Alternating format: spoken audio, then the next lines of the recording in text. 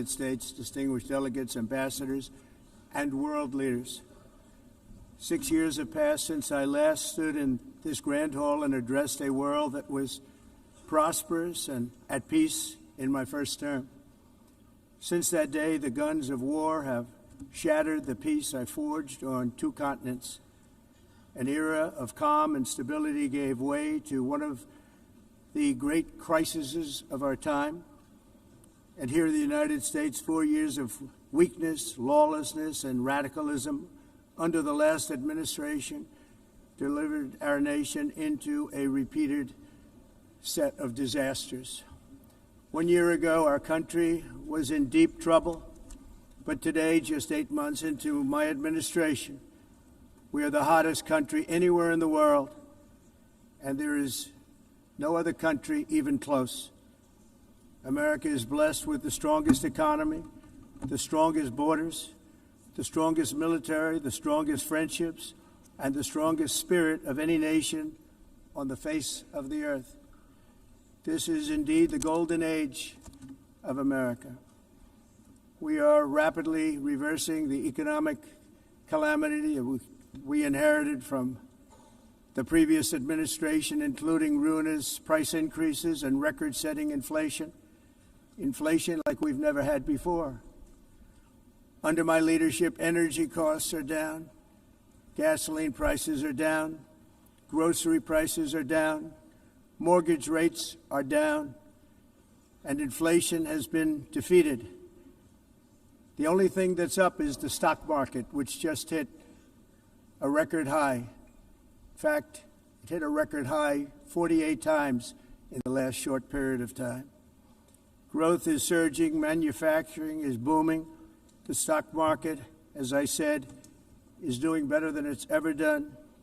And all of you in this room benefit by that, almost everybody.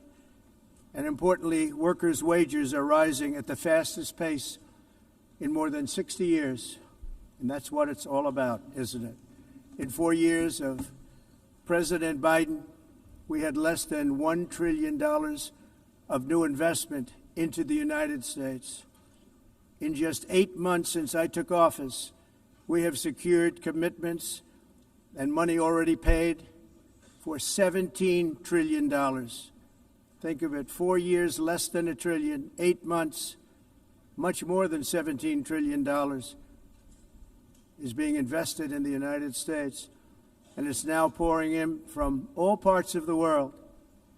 We've implemented the largest tax cuts in American history and the largest regulation cuts in American history, making this once and again the best country on earth to do business. And many of the people in this room are investing in America, and it's turned out to be an awfully good investment during this 8-month period. In my first term, I built the greatest economy in the history of the world. We had the best economy ever, history of the world. And I'm doing the same thing again, but this time it's actually much bigger and even better. The numbers far surpass my record-setting first term. On our southern border, we have successfully repelled a colossal invasion. And for the last 4 months, and that's 4 months in a row, the number of illegal aliens admitted and entering our country has been 0. Hard to believe, because if you look back just a year ago, it was millions and millions of people pouring in from all over the world, from prisons, from mental institutions, drug dealers. All over the world they came. They just poured into our country with the ridiculous open border policy of the Biden administration. Our message is very simple. If you come illegally into the United States, you're going to jail, or you're going back to where you came from, or perhaps even further than that. You know what that means. I want to thank the country of El Salvador for the successful and professional job they've done in receiving and jailing so many criminals that entered our country. And it was under the previous administration that the number became record-setting, and they're all being taken out. We have no choice. And other countries have no choice, because other countries are in the exact same situation with immigration. It's destroying your country, and you have to do something about it. On the world stage, America is respected again like it has never been respected before. You think about 2 years ago, 3 years ago, 4 years ago, or 1 year ago, we were a laughingstock all over the world. At the NATO summit in June, virtually all NATO members formally committed to increase defense spending at my request from 2% to 5% of GDP, making our alliance far stronger and more powerful than it was ever before. In May, I traveled to the Middle East to visit my friends and rebuild our partnerships in the Gulf and those valued relationships with Saudi Arabia, Qatar, and the UAE and other countries are now, I believe, closer than ever before. My administration has negotiated one historic trade deal after another, including with the United Kingdom, the European Union, Japan, South Korea, Vietnam, Indonesia, the Philippines, Malaysia, and many, many others. Likewise, in a period of just 7 months, I have ended 7 unendable wars. They said they were unendable.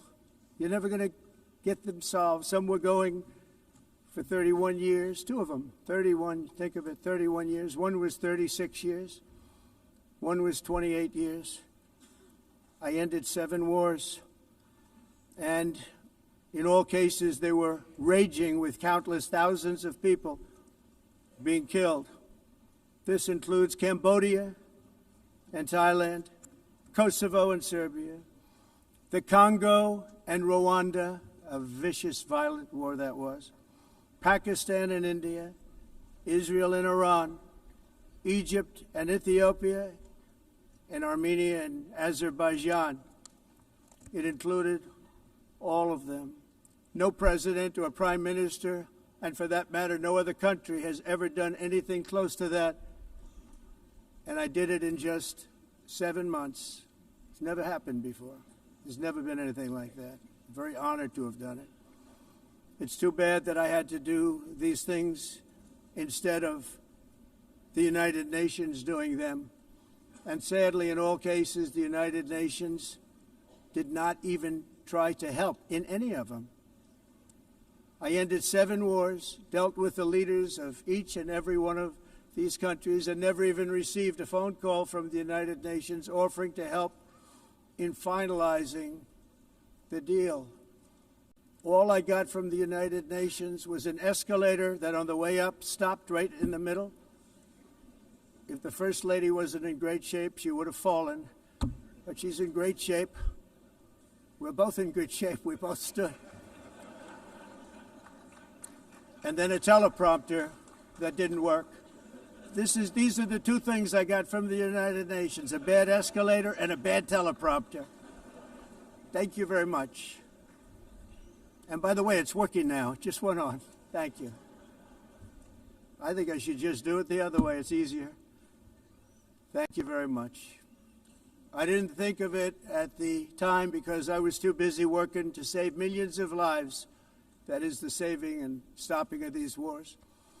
But later I realized that the United Nations wasn't there for us. They weren't there. I thought of it really after the fact, not during these negotiations, which were not easy. That being the case, what is the purpose of the United Nations? The UN has such tremendous potential. I've always said it. It has such tremendous, tremendous potential, but it's not even coming close to living up to that potential. For the most part, at least for now, all they seem to do is write a really strongly worded letter and then never follow that letter up. It's empty words, and empty words don't solve war. The only thing that solves war and wars is action. Now, after ending all of these wars and also earlier negotiating the Abraham Accords, which is a very big thing for which our country received no credit, never receives credit. Everyone says that I should get the Nobel Peace Prize for each one of these achievements. But for me, the real prize will be the sons and daughters who live to grow up with the mothers and fathers, because millions of people are no longer being killed in endless and unglorious wars. What I care about is not winning prizes, it's saving lives. We saved millions and millions of lives with the 7 wars. And we have others that we're working on, and you know that.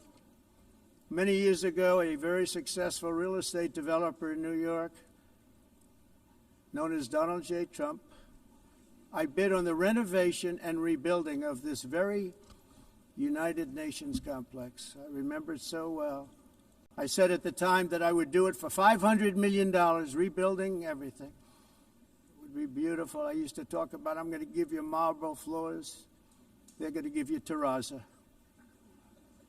I'm going to give you the best of everything. You're going to have mahogany walls. They're going to give you plastic. But they decided to go in another direction, which was much more expensive at the time, and which actually produced a far inferior product. And I realized that they did not know what they were doing when it came to construction, and that their building concepts were so wrong, and the product that they were proposing to build was so bad and so costly. It was going to cost them a fortune. And I said, and wait till you see the overruns. Well, I turned out to be right. They had massive cost overruns and spent between $2 and $4 billion on the building and did not even get the marble floors that I promised them. You walk on terrazzo. Do you notice that? As far as I'm concerned, frankly, looking at the building and getting stuck on the escalator, they still haven't finished the job. They still haven't finished. That was years ago. The project was so corrupt that Congress actually asked me to testify before them on the tremendous waste of money, because it turned out that they had no idea what it was, but they knew it was anywhere between $2 and $4 billion as opposed to $500 million with a guarantee. But they had no idea, and I said it cost much more than $5 billion. Unfortunately, many things in the United Nations are happening just like that, but on an even much bigger scale, much, much bigger. Very sad to see whether the UN can manage to play a productive role. I've come here today to offer the hand of American leadership and friendship to any nation in this assembly that is willing to join us in forging a safer, more prosperous world. And it's a world that we'll be much happier with. A dramatically better future is within our reach. But to get there, we must reject the failed approaches of the past and work together to confront some of the greatest threats in history. There is no more serious danger to our planet today than the most powerful and destructive weapons ever devised by man, of which the United States, as you know, has many. Just as I did in my first term, I've made containing these threats a top priority, starting with the nation of Iran. My position is very simple. The world's #1 sponsor of terror can never be allowed to possess the most dangerous weapon. That's why, shortly after taking office, I sent the so-called Supreme Leader a letter making a generous offer. I extended a pledge of full cooperation in exchange for a suspension of Iran's nuclear program. The regime's answer was to continue their constant threats to their neighbors and U.S. interests throughout the region, and some great countries that are right nearby. Today, many of Iran's former military commanders, in fact, I can say almost all of them, are no longer with us. They're dead. And 3 months ago, in Operation Midnight Hammer, 7 American B-2 bombers dropped the 14 30,000-pound each bombs on Iran's key nuclear facilities, totally obliterating everything. No other country on earth could have done what we did. No other country has the equipment to do what we did. We have the greatest weapons on earth.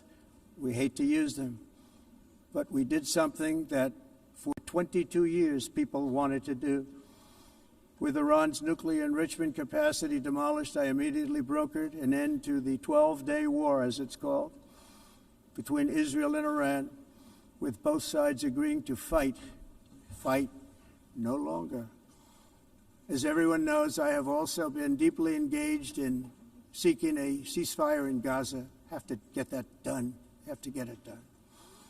Unfortunately, Hamas has repeatedly rejected reasonable offers to make peace. We can't forget October 7th, can we? Now, as if to encourage continued conflict, some of this body is seeking to unilaterally recognize a Palestinian state. The rewards would be too great for Hamas terrorists for their atrocities. This would be a reward for these horrible atrocities, including October 7th, even while they refuse to release the hostages or accept a ceasefire. Instead of giving to Hamas and giving so much, because they've taken so much, they have taken so much. This could have been solved so long ago. But instead of giving in to Hamas's ransom demands, those who want peace should be united with one message: release the hostages now. Just release the hostages now. Thank you.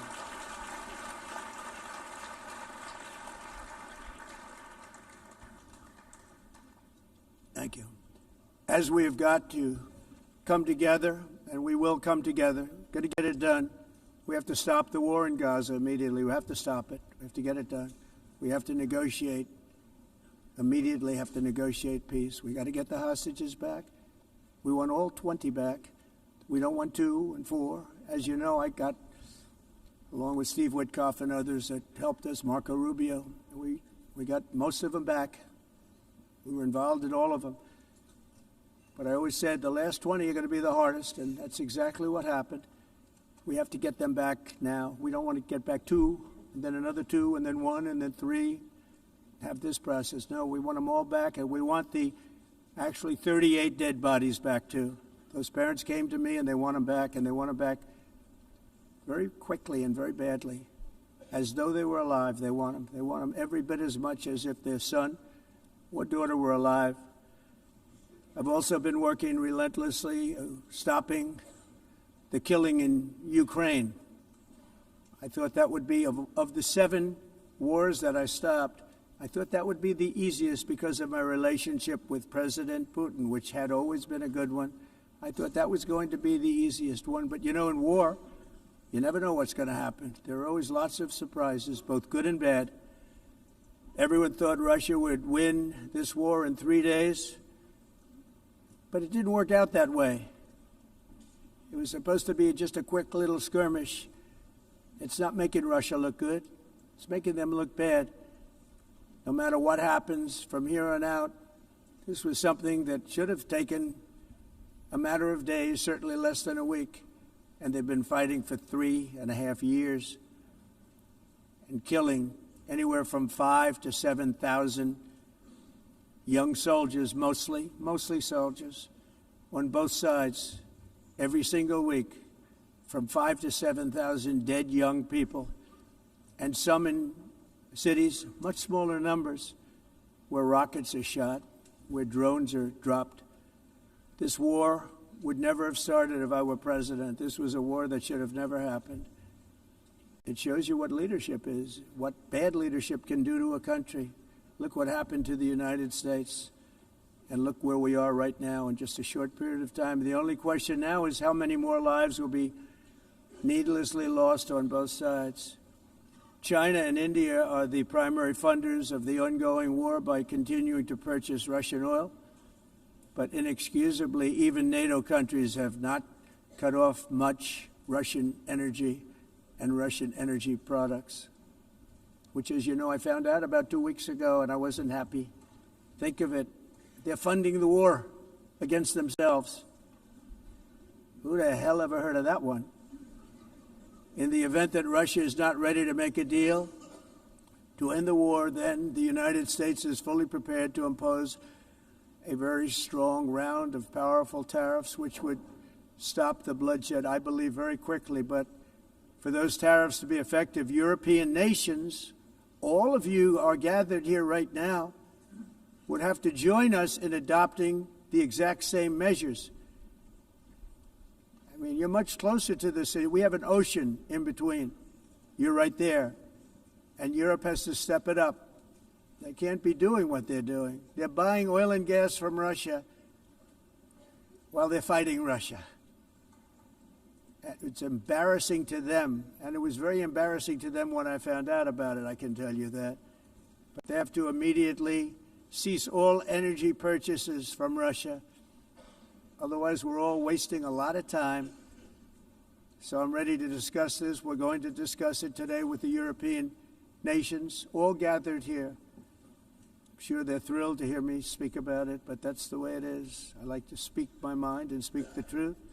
As we seek to reduce the threat of dangerous weapons today, I'm also calling on every nation to join us in ending the development of biological weapons once and for all. And biological is terrible, and nuclear is even beyond, and we include nuclear in that. We want to have a cessation of the development of nuclear weapons. We know, and I get to view it all the time. Sir, would you like to see? And I look at weapons that are so powerful that we just can't ever use them. If we ever use them, the world literally might come to an end. There would be no United Nations to be talking about. There would be no nothing. Just a few years ago, reckless experiments overseas gave us a devastating global pandemic. Yet despite that worldwide catastrophe, many countries are continuing extremely risky research into bioweapons and man-made pathogens. This is unbelievably dangerous. To prevent potential disasters, I'm announcing today that my administration will lead an international effort to enforce Biological Weapons Convention, which is going to be meeting with the top leaders of the world by pioneering an AI verification system that everyone can trust. Hopefully the UN can play a constructive role, and it will also be one of the early projects under AI. Let's see how good it is, because a lot of people are saying it could be one of the great things ever, but it also can be dangerous, but it can be put to tremendous use and tremendous good, and this would be an example of that. Not only is the UN not solving the problems it should, too often, it's actually creating new problems for us to solve. The best example is the number one political issue of our time, the crisis of uncontrolled migration. It's uncontrolled. Your countries are being ruined. The United Nations is funding an assault on Western countries and their borders. In 2024, the UN budgeted $372 million in cash assistance to support an estimated 624,000 migrants journeying into the United States. Think of that. The UN is supporting people that are illegally coming into the United States, and then we have to get them out. The UN also provided food, shelter, transportation, and debit cards to illegal aliens. Can you believe that? On the way to infiltrate our southern border. Millions of people came through that southern border. Just a year ago, millions and millions of people were pouring in, 25 million altogether over the 4 years of the incompetent Biden administration. And now we have it stopped, totally stopped. In fact, they're not even coming anymore because they know they can't get through. But what took place is totally unacceptable. The UN is supposed to stop invasions, not create them and not finance them. In the United States, we reject the idea that mass numbers of people from foreign lands can be permitted to travel halfway around the world, trample our borders, violate our sovereignty, cause unmitigated crime, and deplete our social safety net. We have reasserted that America belongs to the American people, and I encourage all countries to take their own stand in defense of their citizens as well. You have to do that because I see it. I'm not mentioning names. I see it, and I could call every single one of them out. You're destroying your countries. They're being destroyed. Europe is in serious trouble. They've been invaded by a force of illegal aliens like nobody's ever seen before. Illegal aliens are pouring into Europe. Nobody is ever, and nobody's doing anything to change it, to get them out. It's not sustainable. And because they choose to be politically correct, they're doing just absolutely nothing about it. And I have to say, I look at London, where you have a terrible mayor, terrible, terrible mayor, and it's been so changed, so changed. Now they want to go to Sharia law, but you're in a different country. You can't do that. Both the immigration and their suicidal energy ideas will be the death of Western Europe if something is not done immediately. This cannot be sustained. What makes the world so beautiful is that each country is unique. But to stay this way, every sovereign nation must have the right to control their own borders. You have the right to control your borders, as we do now, and to limit the sheer numbers of migrants entering their countries and paid for by the people of that nation that were there and that built that particular nation at the time. They put their blood, sweat, tears, money into that country, and now they're being ruined. Proud nations must be allowed to protect their communities and prevent their societies from being overwhelmed by people they have never seen before, with different customs, religions, with different everything. Where migrants have violated laws, lodged false asylum claims, or claimed refugee status for illegitimate reasons, they should, in many cases, be immediately sent home. And while we will always have a big heart for places and people that are struggling and truly compassionate, answers will be given. We have to solve the problem, and we have to solve it in their countries, not create new problems in our countries. And we are very helpful to a lot of countries that are just not able to send their people anymore. They used to send them to us in caravans of 25,000, 30,000 people each. These massive caravans of people pouring into our country, totally unchecked and unvetted. But not anymore. According to the Council of Europe, in 2024, almost 50% of inmates in German prisons were foreign nationals or migrants. In Austria, the number was 53% of the people in prisons were from places that weren't from where they are now.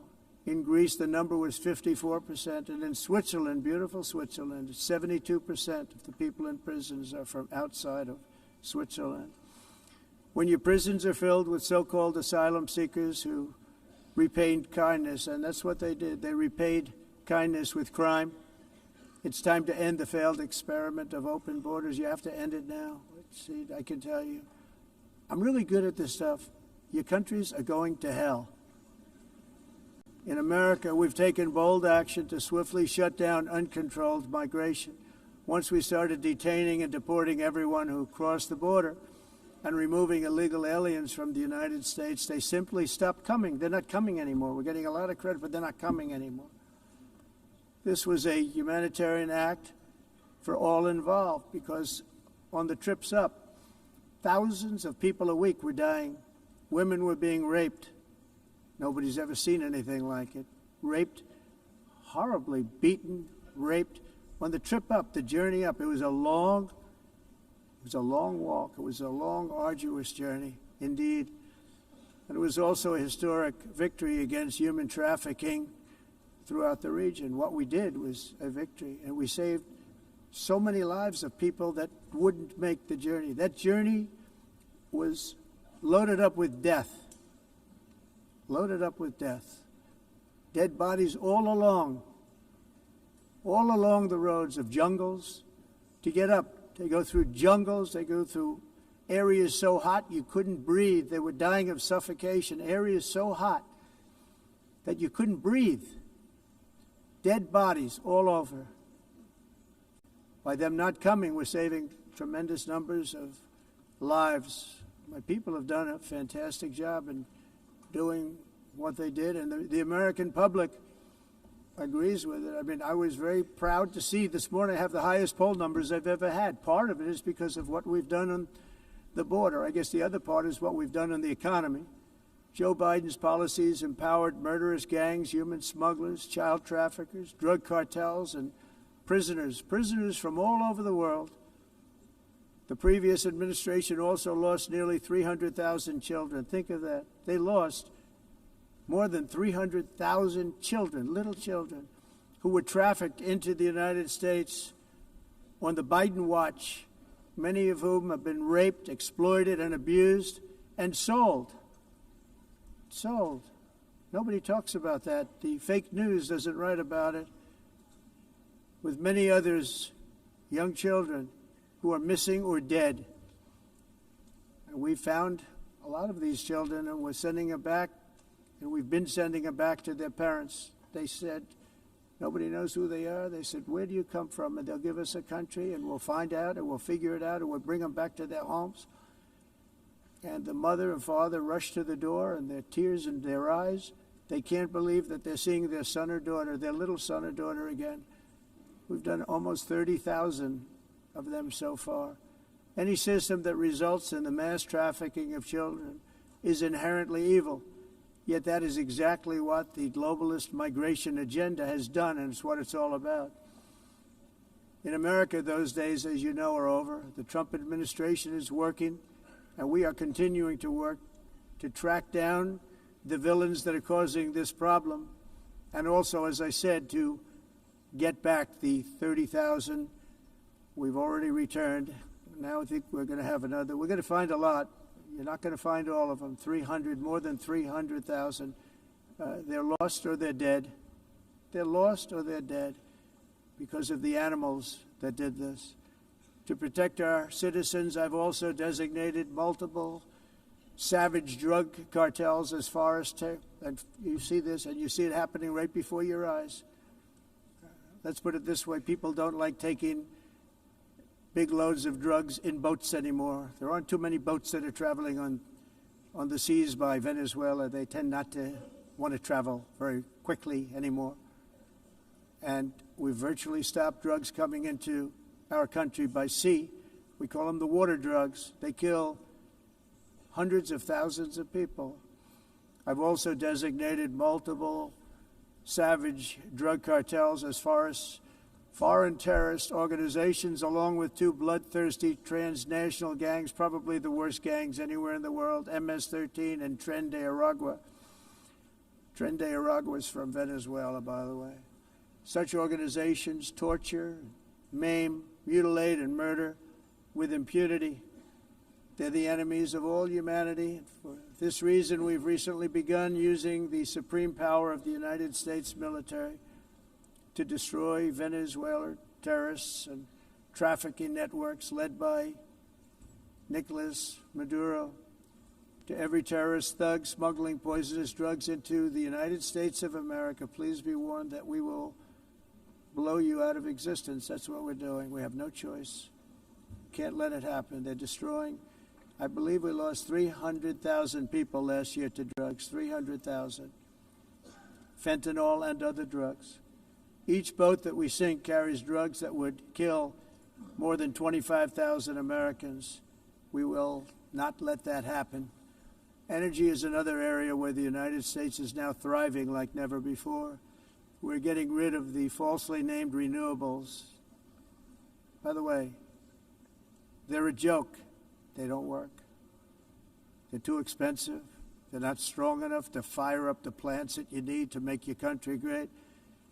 The wind doesn't blow. Those big windmills are so pathetic and so bad, so expensive to operate. And they have to be rebuilt all the time, and they start to rust and rot. Most expensive energy ever conceived, and it's actually energy. You're supposed to make money with energy, not lose money. You lose money, the governments have to subsidize. You can't put them out without massive subsidies. And most of them are built in China, and I give China a lot of credit. They build them, but they have very few wind farms. So why is it that they build them and they send them all over the world, but they barely use them? You know what they use? Coal. They use gas. They use almost anything, but they don't like wind.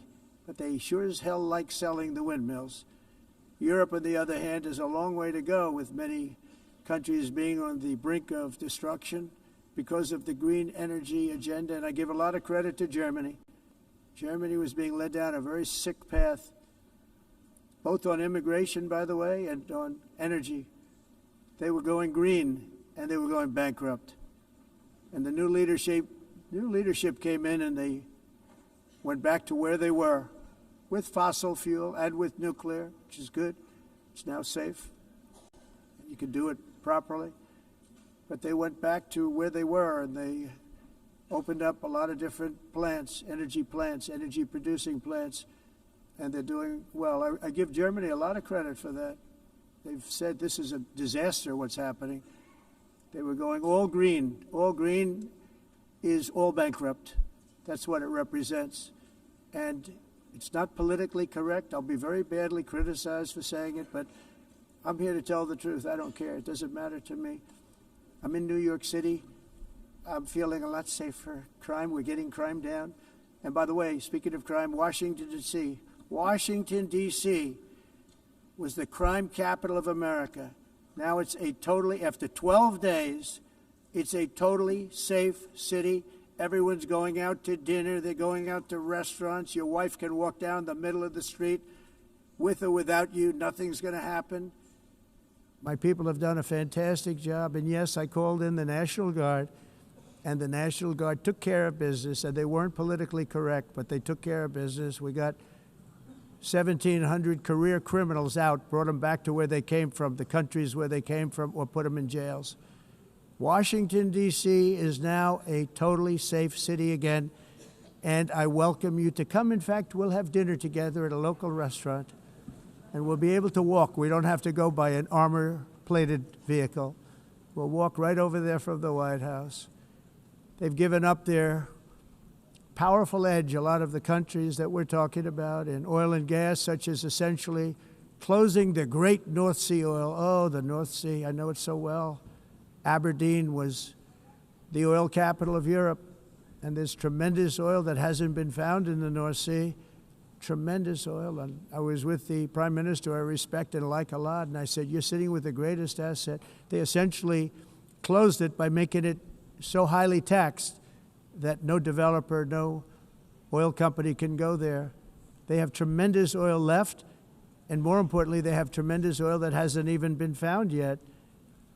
And what a tremendous asset for the United Kingdom. And I hope the Prime Minister is listening, because I told it to him 3 days in a row. That's all he heard. North Sea oil, North Sea, because I want to see them do well.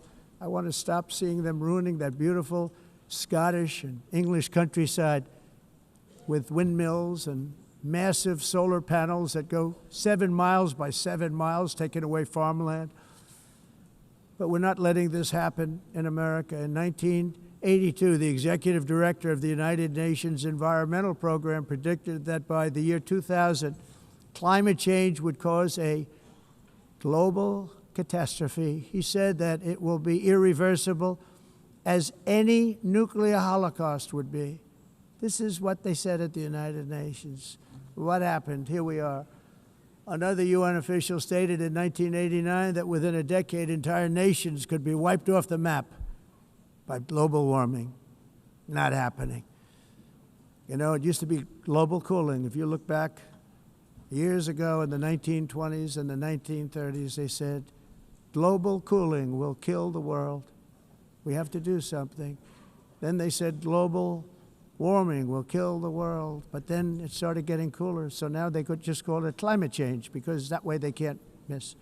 It's climate change. Because if it goes higher or lower, whatever the hell happens, there's climate change. It's the greatest con job ever perpetrated on the world, in my opinion. Climate change, no matter what happens, you're involved in that. No more global warming, no more global cooling. All of these predictions made by the United Nations and many others, often for bad reasons, were wrong. They were made by stupid people that have cost their countries fortunes and given those same countries no chance for success. If you don't get away from this green scam, your country is going to fail. And I'm really good at predicting things, you know. They actually said during the campaign they had a hat, the best-selling hat. Trump was right about everything. And I don't say that in a braggadocious way, but it's true. I've been right about everything. And I'm telling you that if you don't get away from the green energy scam, your country is going to fail. And if you don't stop people that you've never seen before, that you have nothing in common with, your country is going to fail. I'm the President of the United States, but I worry about Europe. I love Europe. I love the people of Europe. And I hate to see it being devastated by energy and immigration. This double-tailed monster destroys everything in its wake, and they cannot let that happen any longer. You're doing it because you want to be nice. You want to be politically correct, and you're destroying your heritage. They must take control strongly and immediately of the unmitigated immigration disaster and the fake energy catastrophe before it's too late. The carbon footprint is a hoax made up by people with evil intentions, and they're heading down a path of total destruction. You know, the carbon footprint, it was a big, big thing a few years ago. I remember hearing about the carbon footprint, and then President Obama would get into Air Force One, a massive Boeing 747, and not a new one, an old one with old engines that spew everything into the atmosphere. He'd talk about the carbon footprint, we must do so. Then he'd get in and he'd fly from Washington to Hawaii to play a round of golf. And then he'd get back onto that big, beautiful plane and he'd fly back and he'd talk about, again, global warming and the carbon footprint. It's a con job. At extreme cost and expense, Europe reduced its own carbon footprint by 37%. Think of that. Congratulations, Europe. Great job. You cost yourself a lot of jobs, a lot of factories closed, but you reduced the carbon footprint by 37%. However, for all of that sacrifice and much more, it's been totally wiped out and then some by a global increase of 54%. Much of it coming from China and other countries that are thriving around China, which now produces more CO2 than all the other developed nations in the world. So all of these countries are working so hard on the carbon footprint, which is nonsense, by the way. It's nonsense. You know, it's interesting. In the United States, we have still radicalized environmentalists, and they want the factories to stop. Everything should stop. No more cows. We don't want cows anymore. I guess they want to kill all the cows. They want to do things that are just unbelievable, and you have it too. But you know, we have a border, strong, and we have a shape, and that shape doesn't just go straight up. That shape is amorphous when it comes to the atmosphere. And if we had the most clean air, and I think we do, we have very clean air. We have the cleanest air we've had in many, many years. But the problem is that other countries, like China, which has air that's a little bit rough, it blows. And no matter what you're doing down here, the air up here tends to get very dirty because it comes in from other countries where their air isn't so clean. And the environmentalists refuse to acknowledge that. Same thing with garbage. In Asia, they dump much of their garbage right into the ocean. And over about a 1 week and 2 week journey, it flows right past Los Angeles. You've seen it. Massive amounts of garbage, almost too much to do anything about, flowing past Los Angeles, past San Francisco, and then somebody will get in trouble because he dropped a cigarette on the beach. The whole thing is crazy. The primary effect of these brutal green energy policies has not been to help the environment, but to redistribute manufacturing and industrial activity from developed countries that follow the insane rules that are put down to polluting countries that break the rules and are making a fortune. They're making a fortune. European electricity bills are now 4 to 5 times more expensive than those in China, and 2 to 3 times higher than the United States. And our bills are coming way down. You probably see that our gasoline prices are way down. You know, we have an expression, drill, baby, Nós drill. reduzimos And os that's what we're custos doing. de energia porque nós faremos, como a expressão, vamos fazer tudo isso, reduzir os custos de energia, e os custos diminuíram nos Estados Unidos. Very uncommon to see one Por exemplo, se você olhar nos países em temperaturas de não climáticas, mas nós nos Estados Unidos conseguimos usar eles e evitar aumento da temperatura, porque é muito caro também usar nada e ninguém usa isso. The entire globalist concept of asking successful industrialized nations to inflict pain on themselves and radically disrupt their entire societies must be rejected completely and totally, and it must be immediate. That's why in America I withdrew from the fake Paris Climate Accord, where, by the way, America was paying so much more than every country. Others weren't paying. China didn't have to pay until 2030. Russia was given an old standard that was easy to meet, a 1990 standard. For the United States, we're supposed to pay like $1 trillion. And I said, this is another scam. The fact is, the United States has been taken advantage of by the world for many, many years, but not any longer, as you probably noticed. I unleashed massive energy production and signed historic executive orders to hunt for oil, but we don't have to do much hunting because we have the most oil of any nation anywhere, oil and gas in the world. And if you add coal, we have the most of any nation in the world. Clean, I call it clean, beautiful coal. You can do things today with coal that you couldn't have done 10 years ago, 15 years. So I have a little standing order in the White House. Never use the word coal, only use the words clean, beautiful coal.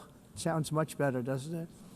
But we stand ready to provide any country with abundant, affordable energy supplies if you need them, when most of you do. We're proudly exporting energy all over the world. We're now the largest exporter. In the United States, we want trade and robust commerce with all nations, everybody. We want to help nations. We're going to help nations. But it must also be fair and reciprocal. The challenge with trade is much the same with climate. The countries that followed the rules, all their factories have been plundered. It's really sad to watch. They've been broken. They've been broken by countries that broke the rules. That's why the United States is now applying tariffs to other countries, and much as these tariffs were for many years applied to us, uncontrollably applied to us. We've used tariffs as a defense mechanism under the Trump administration, including my first term, where hundreds of billions of dollars in tariffs were taken in. And by the way, we had the lowest inflation, and now we have very low inflation. The only thing different is that we have hundreds of billions of dollars flowing into our country. But this is how we will ensure that the system works for everyone and is sustainable into the future. We're also using tariffs to defend our sovereignty and security throughout the world, including against nations that have taken advantage of former U.S. administrations for decades, including the most corrupt, incompetent administration in history, the sleepy Joe Biden administration. Brazil now faces major tariffs in response to its unprecedented efforts to interfere in the rights and freedoms of our American citizens and others, with censorship, repression, weaponization, judicial corruption, and targeting of political critics in the United States. I have a little problem saying this because I must tell you, I was walking in and the leader of Brazil was walking out. We saw him, and I saw him, he saw me, and we embraced. And then I'm saying, can you believe I'm going to be saying this in just 2 minutes? But we actually agreed that we would meet next week. We didn't have much time to talk, like about 20 seconds. They were in retrospect, I'm glad I waited because this thing didn't work out too well. But we did talk. We had a good talk, and we agreed to meet next week, if that's of interest. But he seemed like a very nice man, actually. He liked me, I liked him. But if you, and I only do business with people I like. When I don't like them, I don't like them. But we had, at least for about 39 seconds, we had excellent chemistry. It's a good sign. But also in the past, Brazil, can you believe this, unfairly tariffed our nation, but now because of our tariffs, we are hitting them back, and we're hitting them back very hard. As president, I will always defend our national sovereignty and the rights of American citizens. So I'm very sorry to say this, that Brazil is doing poorly and will continue to do poorly. They can only do well when they're working with us.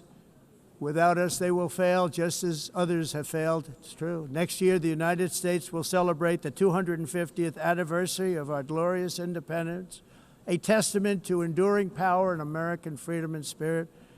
We will also be proudly hosting the 2026 FIFA World Cup, and shortly thereafter, the 2028 Olympics, which is going to be very exciting. I hope you all come.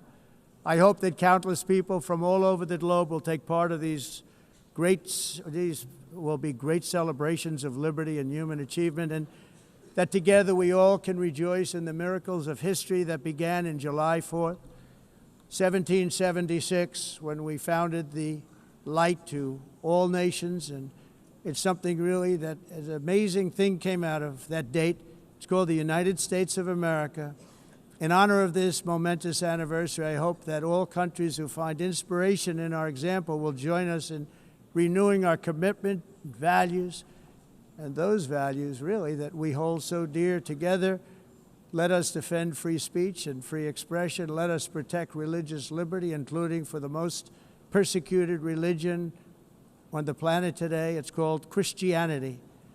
And let us safeguard our sovereignty and cherish qualities that have made each of our nations so special, incredible, and extraordinary. In closing, I just want to repeat that immigration and the high cost of so-called green renewable energy is destroying a large part of the free world and a large part of our planet. Countries that cherish freedom are fading fast because of their policies on these two subjects. You need strong borders and traditional energy sources if you are going to be great again. Whether you have come from north or south, east or west, near or far, every leader in this beautiful hall today represents a rich culture, a noble history, and a proud heritage that makes each nation majestic and unique, unlike anything else in human history or any other place on the face of the earth. From London to Lima, from Rome to Athens, from Paris to Seoul, from Cairo to Tokyo and Amsterdam to right here in New York City, we stand on the shoulders of the leaders and legends, generals and giants, heroes and titans who won and built our beloved nations, all of our nations, with their own courage, strength, spirit, and skill.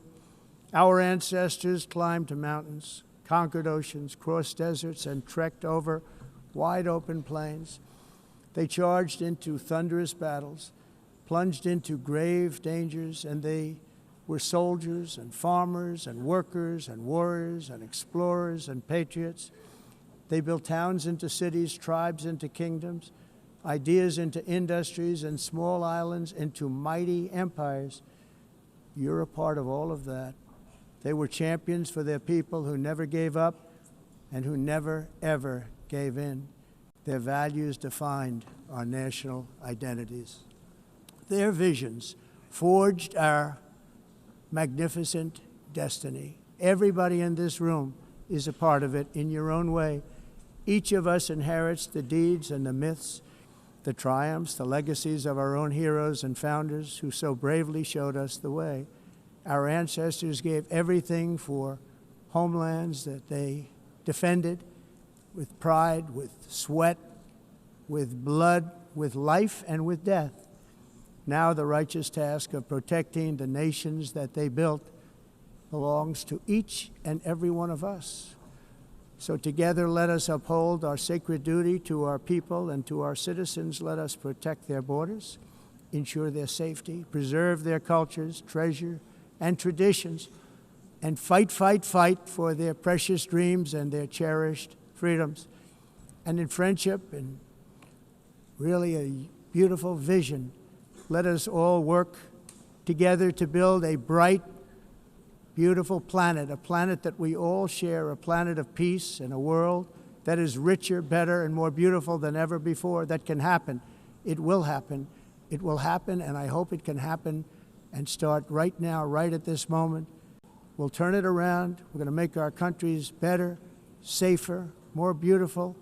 We're going to take care of our people. Thank you very much. It's been an honor. God bless the nations of the world. Thank you very much. Bye.